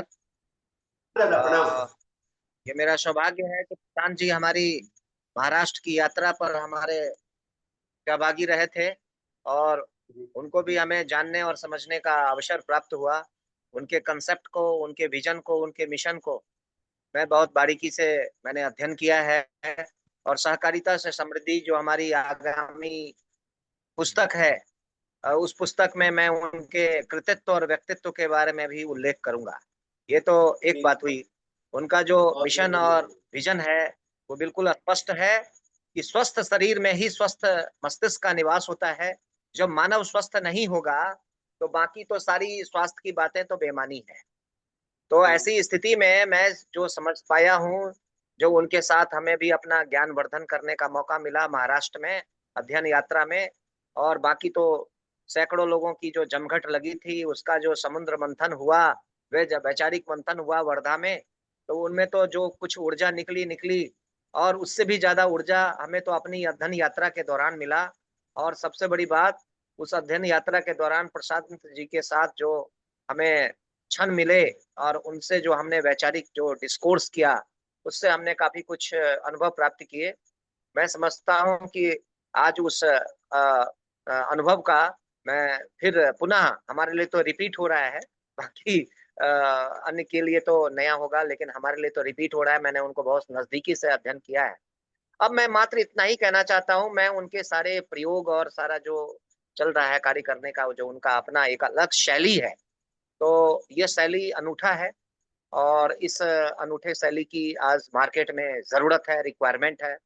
उन्होंने जो अपना समीकरण जो बनाया है, मैं उस समीकरण के ऊपर मैं केवल बोलना चाहता हूँ कि आज मार्केट में डिमांड क्या है और पीड़ितों के, यानी लोग जो पेशेंट बनते जा रहे हैं, एक आम मानव जो पेशेंट बनता जा रहा है, वो पेशेंट ऐसा ही नहीं बन रहा है, उनको पेशेंट बनाया जा रहा है। ये बाजार उसको पेशेंट बना रहा है। और ये जो बाजार जो पेशेंट बना रहा है, इसके पीछे तीन लोगों की बड़ी साजिश है। एक है जो रासायनिक खाद और कीटनाशक का प्रयोग करने वाला जो बाजार है, उसके जो नियामक तत्व हैं, उनके जो माफिया है, वो एक माफिया वो है। दूसरा है प्राइवेट हॉस्पिटल चलाने वाले माफिया। तो उनकी दुकानदारी भी चलनी चाहिए, इसलिए उन्होंने ऐसा इस रासायनिक खाद वाले माफिया के साथ उनका गठबंधन है। और इन दोनों के गठबंधन के आगे फिर आता है तब बाद में तीसरे नंबर पे आता है नेताओं का और ब्यूरोक्रेट्स का, जो उन दोनों को, इन दोनों माफियाओं के ऊपर में जिनका संरक्षण है। ये है कुल के समीकरण। अब इस समीकरण को अगर हमें ध्वस्त करना होगा, कैसे ध्वस्त करना है, तो इस हमने अपनी अध्ययन यात्रा में खोजा है। और उसका जो खोज है, उसके ऊपर में पहला जो सीढ़ी है, वो प्रशांत जी उस सीढ़ी को चढ़ चुके हैं। और एक तो उनका अपना फार्मूला है कि एक ऐसा प्रकल्प तैयार करना पड़ेगा जैसे इन दोनों माफियाओं का करारा जवाब दिया जा सके, और हम अपनी विरासत को अक्षुण्ण भी रख सकें, और न्यू जनरेशन को हम उस तरफ जो है टर्न अप भी कर सके, उस नेचुरोपैथी के द्वारा, उस विष मुक्त खेती के माध्यम से। उसको जैविक कृषि को बढ़ावा दे करके, विषमुक्त खेती को हतोत्साहित करके, और इसके संबंध में अवेयरनेस की प्रक्रिया जो है वो कई स्तर की होती है। अवेयरनेस किसानों में, अवेयरनेस जो उसके उत्पादक हैं उनमें भी, उनके जो डिस्ट्रीब्यूटर हैं उनके भी, और उनके जो उपभोक्ता हैं उनको भी। हमें 4 स्तर के अवेयरनेस प्रोग्राम चलाने की तो जरूरत है ही, साथ में एक कॉम्परेटिव स्टडी भी देना पड़ेगा कि कौन चीज के प्रयोग से आपका कितना नुकसान हो रहा है।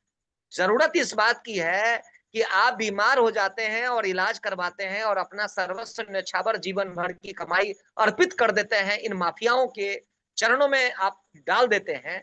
उससे फार बेटर है कि आप ऐसी नौबत ही ना आने पाए। और ऐसा नौबत कब नहीं आएगा? जब आप रासायनिक खादों का प्रयोग किसान वर्जित कर देगा, जब पेस्टिसाइड को अवॉइड कर देगा, और ये जो क्या कहते हैं, वो कौन सा बीज है जो वो हाइब्रिड बीजों के जगह पर जब देसी बीजों का किसान प्रयोग करेंगे, तब इन माफियाओं की कमर टूट जाएगी। ये मैं आपको बता रहा हूं। यानी 3 माफिया, एक पेस्टिसाइड वाले, एक रासायनिक खेती वाले, और ये जो हाइब्रिड बीज वाले जो माफिया हैं, इन 3 माफियाओं के साथ साथ ये जो निजी मेडिकल कॉलेज और उसके नाम पर जो तंत्र जो चला रहे हैं, और चौथा दवा माफिया, जो ये महंगे महंगे दवाई, प्रोडक्शन कॉस्ट आ रहा है 10 पैसा, उसका कीमत है 100 रुपया। तो इस तरह से ये जो बाजार, ये जो 4 तरह के जो माफिया मिल करके जो जनता को लूट रही है, उसके खिलाफ संघर्ष का आगाज करना हम लोगों का ड्यूटी बन जाता है। और मेरे जैसा जो एक्टिविस्ट है, इन सबों के आंकड़े और डाटाबेस और सरकार की पॉलिसी के खिलाफ आगाज करने जा रहा है। ये मैंने संकल्प कर लिया है, चाहे उसके लिए हमारा प्राण रहे या मुझे अपने प्राण की बाजी लगानी पड़े, मुझे उससे कोई डर नहीं लगता। लेकिन मैंने इसके खिलाफ तो जंग छेड़ दिया है। दूसरा जंग छेड़ा है प्रशांत वैश्य जैसे हमारे नवयुवक ने, जिन्होंने उसका विकल्प दिया है। विकल्प, हम तो एक्टिविस्ट हैं और हम तो अपने सर की अपनी जान को न्यौछावर करने के लिए तैयार हैं। हमारे जैसे बहुत सारे पागल साथी हैं जो देश के लिए न्यौछावर हो जाने चाहते हैं, जो माइलस्टोन बनना चाहते हैं और वो नींव का पत्थर बनना चाहते हैं, गुमनाम हो जाना चाहते हैं। हम चाहते हैं हमारा नाम ना हो, लेकिन हमारे ऊपर बिल्डिंग मजबूत बने। तो इस तरह के भी लोग हैं जो सर्वस्व न्यौछावर की भावना से काम कर रहे हैं, लेकिन प्रैक्टिकल जो काम है वो मेरे से बेटर काम प्रशांत जी का है, जो उन्होंने ऐसा सोचा है कि ठीक है, आप तो अपना न्यौछावर कर दीजिएगा, आप खिलाफ आंदोलन भी कर रहे हैं, लेकिन विकल्प क्या है? तो वास्तव में विकल्प और मॉडल देने का काम प्रशांत वैश्य जी ने दिया है। इनके जैसे जैसे और भी हमारे कई 3-4 हमने ऐसे स्वास्थ्य के ऊपर में, संवर्धन के ऊपर में, नेचुरोपैथी के ऊपर में, और कई नेचुरोपैथी के साथ साथ जीवन विद्या प्रतिष्ठान का भी मॉडल मुझे बहुत अच्छा लगा। श्याम जी का प्रेजेंटेशन मैंने देखा, मैं बहुत ज्यादा प्रभावित हुआ। तो मुझे लगता है कि हमारे पास ऐसे ऐसे हमारे राजीव भाई हैं जो एनआरआई है, लेकिन देखिए गांव के बारे में कितना सोचते हैं। तो उनके पिताजी का उनका साथ मिल रहा है। तो इस तरह की पिता पुत्र के बीच की जो ट्यूनिंग है, और एक पेशेंट और एक डॉक्टर के बीच की जो ट्यूनिंग है, वो मुझे प्रशांत वैश्य जी का बहुत ही अच्छा लगा, अजूबा लगा, आकर्षक लगा। और आज इसकी मार्केट में जरूरत है। इस अवेयरनेस प्रोग्राम को, इन जैसे युवा साथियों को अगर हम प्रमोट करते हैं, तो एक अलग ट्रैक तैयार होगा और ये करारा जवाब होगा। और इस माफियाओं के खिलाफ एक बड़ी रेखा खींचने की आवश्यकता है। मैं इसके लिए तैयार हूं और मैं पूरे देश को आह्वान करूंगा। मैं इस अभियान का ब्रांड एम्बेसडर बनने के लिए तैयार हूं, और मैं इस अभियान को, इनके इस कृतित्व के लिए मैं इनको साधुवाद देता हूं। मैं चाहता हूं कि ये अपना चेन बनाए। इस तरह का मॉडल को एक एक जिला में, एक एक गांव के, एक एक कस्बे तक पहुंचने की जरूरत है। इसके लिए आप एक राष्ट्रव्यापी अभियान चलाएं। और हमारे गुरु कमल टावरी जी वो भी कहते हैं, हमेशा अपवादियों से सीखो और अपवादियों को पुरस्कृत करो, उसको सपोर्ट करो। आचार्य जी, आप जो हैं आचार्य विवेका जी, एक अपवादी हैं, और आपके प्रयास की हम सराहना करते हैं। और हम चाहते हैं कि आप एक राष्ट्रव्यापी मॉडल कैसे विकास करें, विकसित करें, और उसमें जो हमारे अन्य साथी है उसको समायोजित करें, उनको एक टास्क के रूप में उनको जोड़ें। ये मेरा क्वेश्चन भी है, सजेशन भी है, और इस पर आप क्या कर रहे हैं ये हमारी जिज्ञासा भी है। धन्यवाद जी। धन्यवाद गोपाल जी। तो सबसे पहली चीज है गोपाल भैया, हमें न्यौछावर नहीं होना है। हमें एक ही संकल्प लेना है, स्वस्थ शतायु आनंदित जीवन, 100 साल जीने का संकल्प लेना है। और 100 साल क्या, 125 साल जीना है। इसका लक्ष्य बनाना है। निछावर होने वाला समय नहीं है, समय है जीने का और लोगों को जिंदा रखने का। तो नियमित नियमता उषा क्रिया करें। दूसरी चीज है, शरीर में दो भाग है, एक जिसको हम देव तत्व कहते हैं। देव तत्व को आप जागृत करेंगे, उसको अधिक ऊर्जा देंगे, तो देव तत्व है क्या?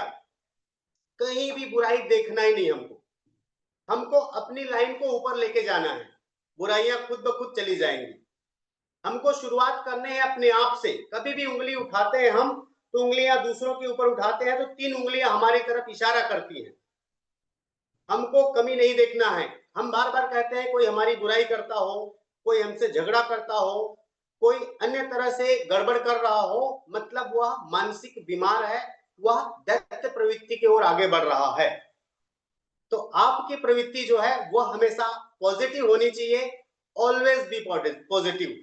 ये स्थिति बनी रहनी चाहिए। जब आप पॉजिटिव हैं तो आप परमात्मा की कार्य कर रहे हैं, और पॉजिटिविटी के साथ हमें स्वस्थ शतायु आनंदित जीवन के लिए कार्य करना चाहिए। ये पहला हो गया। दूसरा, हमने पहले ही बताया कि हम विश्व क्रांति, स्वास्थ्य क्रांति, स्वस्थ शतायु आनंदित जीवन के लिए कार्य कर रहे हैं। हम बेमेतरा से ऐसा मॉडल खड़ा कर रहे हैं जो संपूर्ण विश्व तक जाएगा। हमारी टीम बन रही है, हम विश्व के हर एक कोने तक विदाउट मेडिसिन ट्रीटमेंट का फार्मूला लागू करके पूरे विश्व के हर ब्लॉक में तत्वम चिकित्सालय की स्थापना के लिए आगे बढ़ चुके हैं। हमारे सैकड़ों साथी लगभग इस कार्य में दिन रात लगे हुए हैं, और बहुत जल्द ही एक बहुत अच्छा मॉडल खड़ा होगा। दूसरी चीज, आपने जो बात कही जैविक खेती की, तो भोजन ही दवा है। दवा को भोजन बनाए, भोजन को दवा ना बनाए, इसके लिए प्रयास हो रहा है। उसी के लिए हम बेमेतरा में कार्य कर रहे हैं। 1100 गांव, 3300 कोऑपरेटिव सोसाइटी के माध्यम से लोगों को खाद्यान्न के प्रति आत्मनिर्भर बनाना, स्वावलंबन देना, यह सब हमारा कार्य चल रहा है। आज उसी की मीटिंग से हम आए हैं, और 111 दिनों में इसको पूरा करते हुए 25 नवंबर से 30 नवंबर की कार्यशाला, जो हमारी 5 दिन की होगी कार्यशाला, इसमें उसका खाका आपको स्पष्ट नजर आएगा कि किस तरह से हम आगे बढ़ रहे हैं। बहुत बहुत धन्यवाद प्रशांत जी। बाकी अन्य सदस्य नहीं, अभी आप रुके। बाकी अन्य सदस्य अपने क्वेश्चन कर सकते हैं, और विषयानुसार क्वेश्चन करेंगे तो ज्यादा उचित रहेगा। बाद में समय मिला तो हम बात करेंगे। अलका दीदी, श्री जी,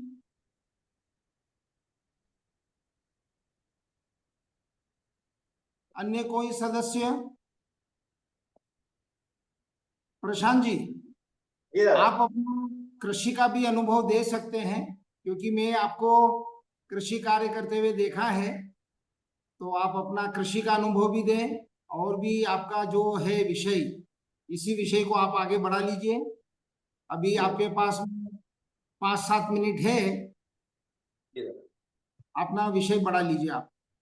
जी दादा, देखिए, जैसे आज जिस तरह की व्यवस्थाएं बन रही हैं, एक अमूलचूल विश्व में परिवर्तन की चीजें समझ में आ रही हैं।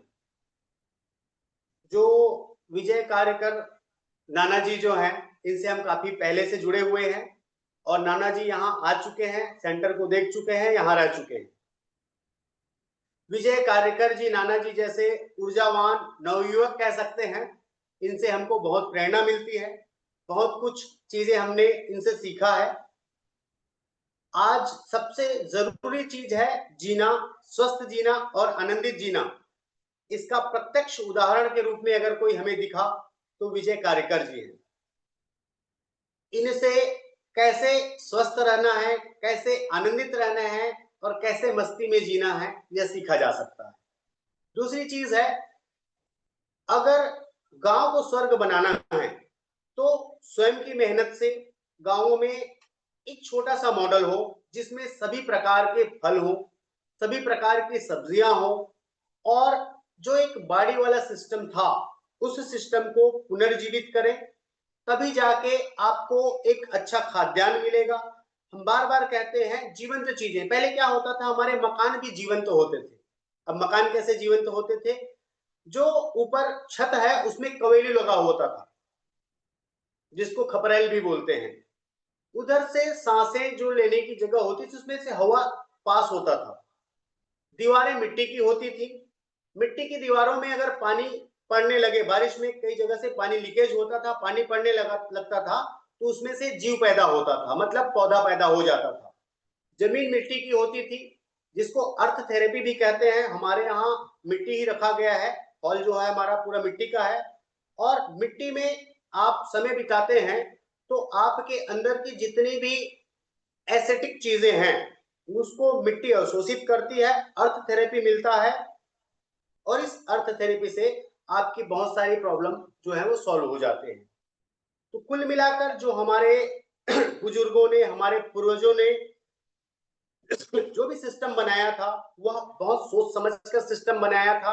हमें पूर्णतः प्रकृति की ओर वापस लौटना चाहिए, अपनी बुजुर्गों के बताए दिखाए मार्ग पर वापस जाना चाहिए, एक कंप्लीट परिवार व्यवस्था को समझना चाहिए। आज की जो शिक्षा है उसमें ना तो संस्कार है, ना ही आपको सीधे कहा जाए तो शिक्षा जो है वो दो ही प्रकार का काम कर रही है, आपको पराधीन और नौकरशाही की तरफ धकेल रही है। या तो आप बेरोजगार होते हैं या आप सक्सेस हो गए तो नौकर होते हैं, चाहे आप सरकारी नौकर हो चाहे प्राइवेट नौकर हो।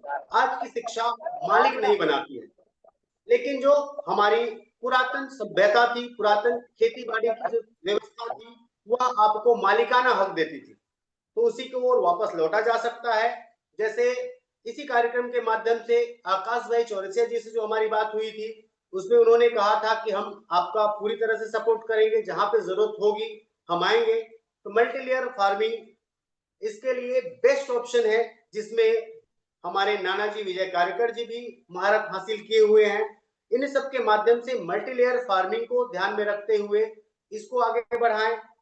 स्वास्थ्य के लिए अच्छा खाद्यान्न बहुत आवश्यक है।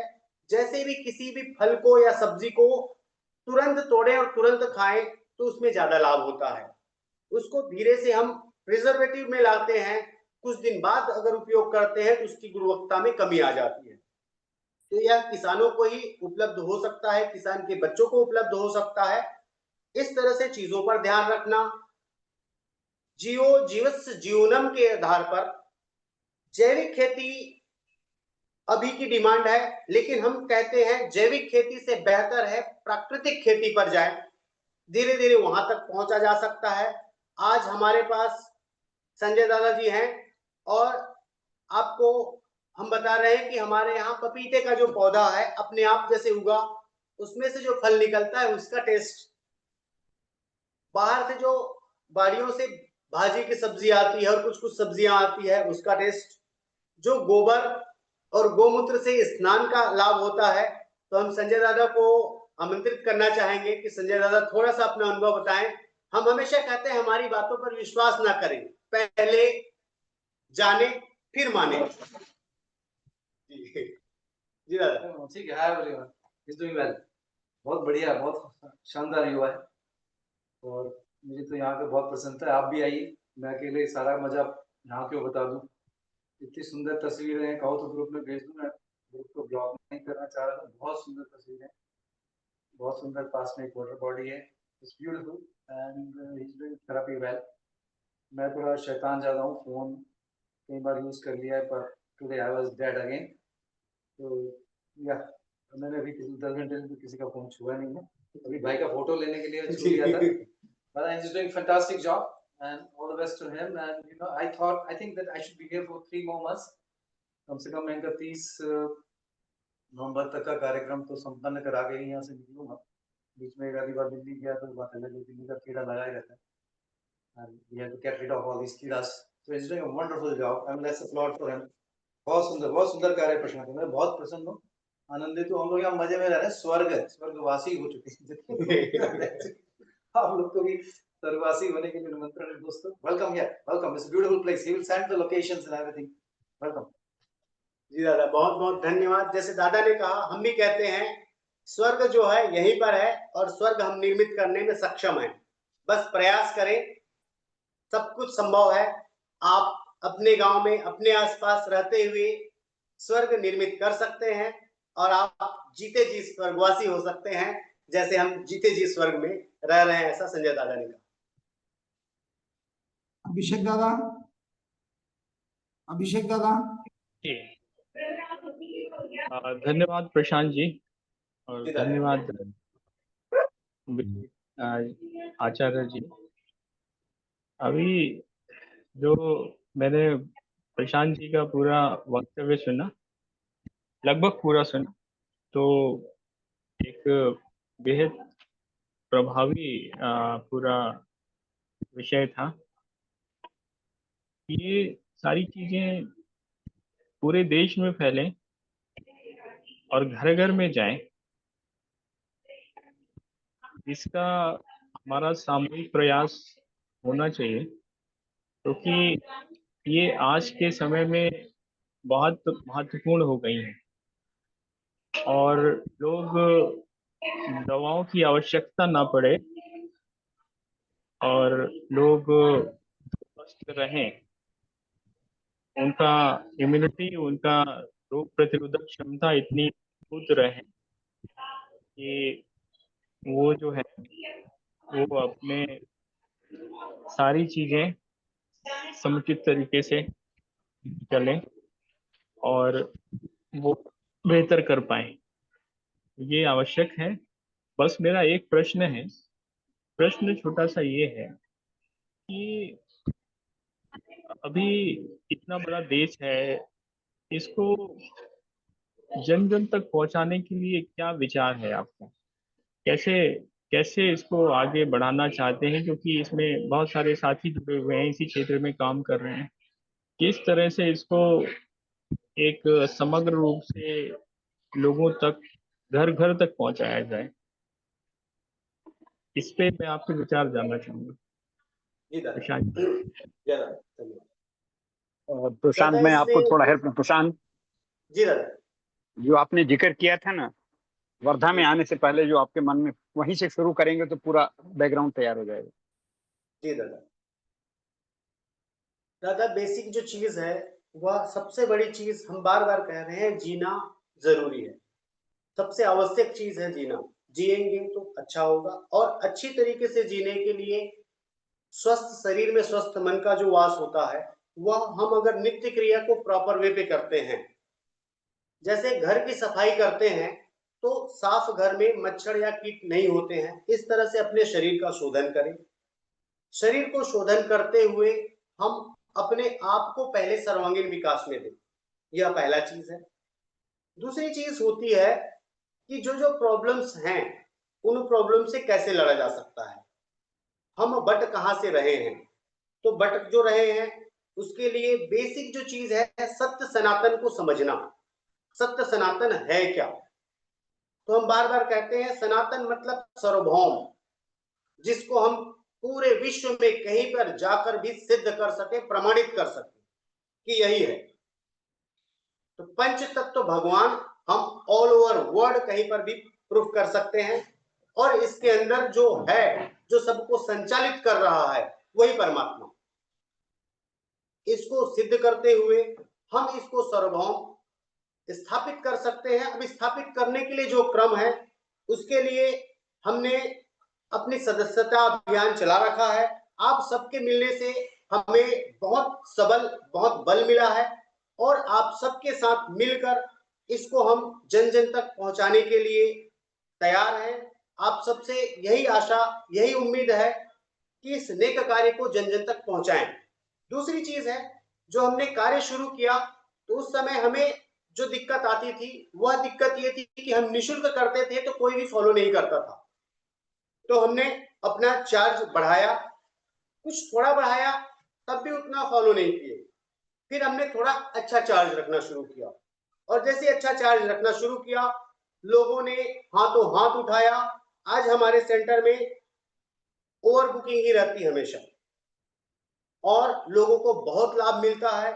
हमारा अभी तक का रिजल्ट 99% के हिसाब से है। कुछ लोग जो हैं प्रॉपर नहीं करते हैं, इसलिए उनको थोड़ी सी दिक्कत आती है, ना करने की वजह से वो ठीक नहीं होते हैं या फिर उनको कम लाभ मिलता है। इसके लिए यह समझ लीजिए कि जो प्रॉपर वे पे फॉलो करते हैं उसको पूरी तरह से लाभ मिलना तय होता है। जो नेचुरोपैथ का सिद्धांत है कि सभी रोग एक होते हैं, उनकी चिकित्सा भी एक ही होती है। इस तरह से सर्वेषां रोगाणाम कुपितमलः, सारे रोगों का नाम कुपितमल होता है। वह कुपितमल सिर्फ और सिर्फ उदर या शरीर का नहीं है, यह आपके माइंड का भी हो सकता है। इसीलिए संपूर्ण साधना जैसे यौगिक क्रिया, सिर्फ योग बस करते हैं, मेडिटेशन नहीं होता है तो यहाँ पे आधा अधूरा है। कोई मेडिटेशन बस करता है, योग नहीं करता है तो यहाँ पे भी आधा अधूरा है। उषा क्रिया जो है वह एक गॉड गिफ्टेड क्रिया कह सकते हैं। जब हमने मां नर्मदा की परिक्रमा अमरकंटक उनकी जन्म स्थली से बिना किसी पैसे के पैदल आगे गए और वेदांतु संगम, जिसको मरकटी संगम भी कहते हैं, वहां पर यह क्रिया हमें प्रस्फुटित हुई, या कहा जाए चीजों को समायोजित किया गया और वहां से इसका डेमोन्स्ट्रेशन दिया गया। और इससे आज हजारों व्यक्ति लाभ ले चुके हैं।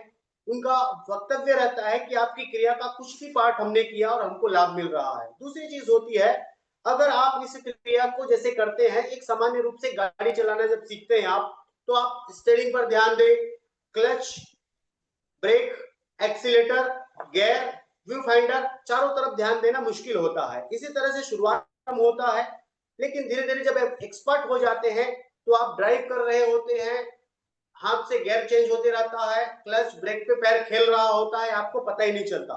इसी तरह से अगर प्रॉपर वे पे साध लिया जाए तो आपको साधना के लिए बैठने की आवश्यकता नहीं है। जिस तरह से जप होता है, पहले कायिक, फिर वाचिक, फिर मानसिक, फिर वैखरिक, फिर अजपा। तो अजपा जब प्रारंभ हो जाता है तो आपको जप करने की आवश्यकता नहीं है, जप रुकता ही नहीं है। इसी तरह से आप इसको प्रॉपर वे पे कर लें तो आपको क्रिया करने की आवश्यकता नहीं है, क्रिया 24 आवर आपके साथ रहेगी। संत भगवान दास जी ने एक बार हमसे कहा कि बेटा, जो जपते हैं, माला लेके जपते हैं, भगवान ने आपको इतनी अनगिनत सांसें दी हैं और आप भगवान का नाम लेते हो वह गिनती में, ऐसा क्यों? हमें ध्यान होना चाहिए कि हमारी सांसें उन्हीं की दी हुई है और इन हर सांसों में उनका नाम हो। लेकिन सांसों में अगर उनका नाम का सुमिरन होगा तो सिर्फ 12 बार होगा, अगर उसको हृदय में उतार लें तो 72 बार होगा। तो इसको हृदय में उतारने के लिए नियमित, नियमता और निरंतर अभ्यास की आवश्यकता है।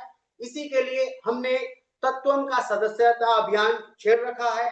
बेमेतरह से हमारा सदस्यता अभियान प्रारंभ हो गया है और पूरी टीम हम बनाना चाह रहे हैं, जिसमें विश्व की टीम, भारत की टीम, इसका एक संगठन तैयार करके हम संपूर्ण विश्व तक यह क्रिया पहुंचाने का प्रयत्न कर रहे हैं। आप सब में से जो भी साथी इस कार्य में सहभागी होना चाहते हैं, सहभागी हो। दूसरी चीज है, हमने दूसरा पक्ष भी प्रारंभ किया है, लोगों को तत्वम का चिकित्सक बनाने का। उसके लिए एनटीटीसी का डिप्लोमा है जो राज्य सरकार से मिलती है, और जो राष्ट्रीय स्तर पर होता है वह है त्रिवर्षीय course NDDYS, diploma in naturopath and yoga science. उसकी भी हमने मान्यता ले रखी है। तो उसके माध्यम से हम चिकित्सकों का भी निर्माण कर रहे हैं। हम तो यहाँ तक का कहते हैं कि हमारा गेट खोलने वाला द्वारपाल भी है, वह भी चिकित्सक होना चाहिए, हमारा सफाई कर्मी भी चिकित्सक होना चाहिए। दूसरा अभियान हमारा है कि हर घर चिकित्सालय हो, हर किचन औषधालय हो, हर महिला चिकित्सक हो और हर भोजन औषधि हो। इस अभियान के साथ आगे बढ़ रहे हैं। आप सभी से हम आशा करते हैं कि इस अभियान को जन जन तक पहुंचाने में आप सभी सहभागी होंगे और संपूर्ण विश्व को स्वस्थ, शतायु, आनंदित जीवन आप सभी के साथ मिलकर यह सपना साकार होगा। धन्यवाद प्रशांत जी। अभिषेक जी, आपको कुछ और बोलना है? अभिषेक जी, कुछ बोलना है आपको?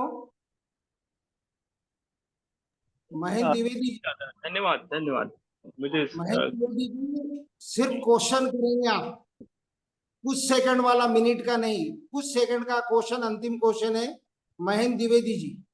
जी नमस्कार। मैं ये पूछना चाहता हूं कि जो आपने प्राकृतिक एवं युग चिकित्सा का आश्रम बनाया है, क्योंकि आपने कहा है कि इसका प्रचार प्रसार होना चाहिए, मैं इसमें सहमत हूं। तो आपसे आग्रह है कि जो इसकी जानकारियां हमने नंबर अपना अभी स्क्रीन में शेयर किया है, तो जो पंपलेट फोल्डर्स वगैरह हैं, जानकारियां हैं, आप वो हमारे व्हाट्सएप पर डाल दें, जिससे मैं भी प्रचार प्रसार करूं। मैं भी इस क्षेत्र से जुड़ा हुआ व्यक्ति हूं और मेरा भी इस विषय में इंटरेस्ट है, तो मैं भी चाहता हूं कि लोग आम जनमानस प्राकृतिक एवं चिकित्सा से जुड़ें।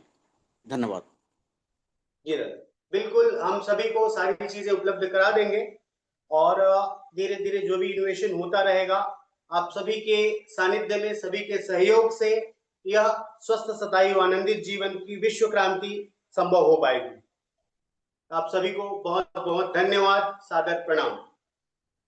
मेरा अनुरोध है कि जरा प्रकाश सिंह रघुवंशी जी वाराणसी से, जो देसी नस्ल के बीज के प्रणेता हैं, उनको भी मौका गोपाल दिया जी 1 मिनट, गोपाल जी 1 मिनट। अभी वो कहीं दिख नहीं रहे हैं, इसमें कहीं भी नहीं दिख रहे हैं वो। नंबर 1 चीज। नंबर 2, समय हमारा बहुत देर पूरा हो गया और अभी धन्यवाद प्रस्ताव के लिए श्री जी को आमंत्रित कर रहा हूं मैं। धन्यवाद प्रस्ताव के लिए श्री जी। अभी 10 नहीं बजा है गुरुदेव, अभी 9:51 हुआ है और मैंने मैसेज में भी दिया है, ड्रॉप किया, आप देखिए उनका फोटो डायरेक्ट आ रहा है। उनको टेक्निकली वो था, इसलिए मैंने उनको लाइन अप बाद में किया है। 1 मिनट 1 मिनट 1 मिनट, यहाँ कहीं नहीं दिख रहे हैं वो, यहाँ दिख ही नहीं रहे हैं वो। अच्छा, आपके साथ में तो लो ना आप। अरे साथ में क्या, वो अलग लाइन पे थे। मैं जब बार बार अनुरोध कर रहा हूँ तो दिख कैसे नहीं रहे? कौन गोपाल जी? जी बोलिए बोलिए, आप बोलिए ना। जी जी नमस्कार। मैं 40 साल का अनुभव है कि देसी में पोषक तत्व जाते हैं, आयरन है, जिंक है, सारे मिनरल्स है। और खाद्य पदार्थ हम अगर सात्विक खाएंगे तो स्वास्थ्य लाभ मिलेगा। और जो राष्ट्र की धरोहर है देसी भी, इसको बचाने का प्रयास कर रहा हूँ। 15-16 प्रांतों में मेरा बीज पहुंच गया है।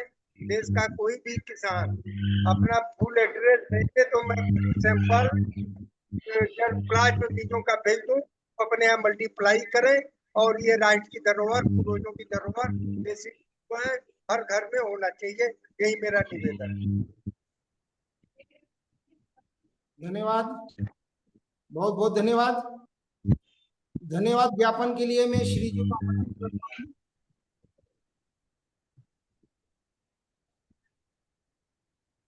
धन्यवाद ज्ञापन के लिए मैं श्रीमान जी श्री जी को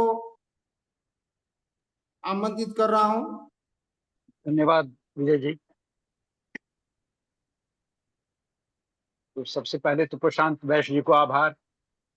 आपने काफी हम लोगों को जोश दिलाया, अंदर से विश्वास दिलाया कि हम सब अगले 100 साल आपके साथ मिलकर काम करने की योजना बनाएं और शामिल रहेंगे आपके साथ। Thank you. धन्यवाद, बहुत बहुत धन्यवाद। अभिषेक जी, अभिषेक जी आपको पद वापस हो गए हैं। धन्यवाद आचार्य जी, धन्यवाद प्रशांत बैस जी। और बहुत ज्ञानवर्धक कार्यक्रम था। बस अब हमारा प्रयास यही होना चाहिए कि इस सब चीज़ों को घर घर तक पहुंचाया जाए और संगठित होकर व्यवस्थित तरीके से चीज़ों को आगे बढ़ाया जाए, क्योंकि संगठन की शक्ति होती है।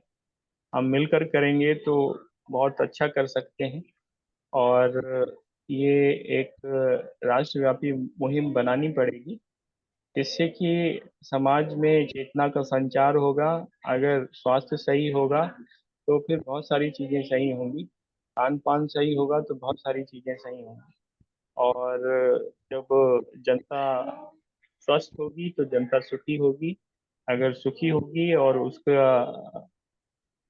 आत्मिक बल बढ़ता है तो वो आनंदित होगी, आध्यात्म से जुड़ेंगे तो वो आनंद से जुड़ेंगे। तो इस तरह से वो शतायु सुखी आनंदित जीवन जी पाएंगे और देश बेहतर बनेगा, अच्छा बनेगा और सभी लोग जिस लक्ष्य के लिए लगे हुए हैं वो लक्ष्य प्राप्त होगा। तो आप सभी को बहुत बहुत धन्यवाद। कल का जो हमारा विषय है वो योगेन जी हैं। मैं अभी इसको रिकॉर्डिंग को ऑफ करके उस पर हम थोड़ा बात कर लेते हैं, और साथ ही साथ संजय भंडारी जी आएंगे, तो कल 2 विषय पे चर्चा होगी। और परसों जो है वो हमारे देवेंद्र शर्मा जी जो किसान विषयों पर, किसानों की आर्थिक नीति पर काम कर रहे हैं और बहुत विख्यात हैं, तो रविवार को वो रहेंगे। तो बस मुझे इतना ही कहना है। आप सभी का बहुत बहुत धन्यवाद और शुभ रात्रि। मैं रिकॉर्डिंग ऑफ कर रहा हूँ, उसके बाद सभी लोग अपना